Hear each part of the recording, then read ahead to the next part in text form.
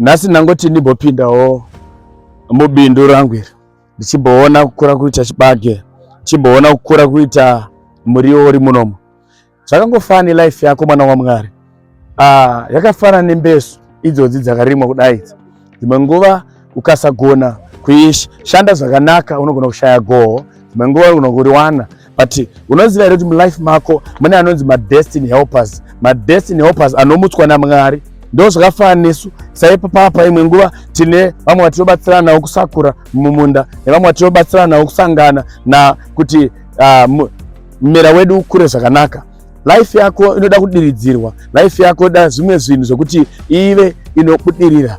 Ndaudi ndimbokunyengetererawo mwana waMwari usangane anonzi strategic destiny helpers mulife yako kuti rimwe nguva ugozova negoho rinobatika, rimwe nguva ugozova neupenyu hunomisikidzika. Ndakunyengeterera strategic destiny helpers anoita kuti ramangwana rako rive testimony. Unofanira kusangana nemwe munhu anokuti ndoda kukupa basa ushande, ndoda kukusimudzira business idea yauinayo ikobudirira, upenyu hwako ugoendeka. Ndakuropafadza ikokomborera, kuva nestrategic dimension inobatika ramangwana rako rigoendeka muzita raJesu Kristu. Wherever you are, may you receive that blessing, may you receive the destiny helpers of your life. May God remember you, may God lift you and transform your life in Jesus' mighty name. I know it and I know it. It is possible, and whatsoever is possible with God, it is possible with you, child of God. Wherever you are, may your life be a turnaround. May your life never ever be the same. I speak this grace into your life that as much as you receive the destiny helpers,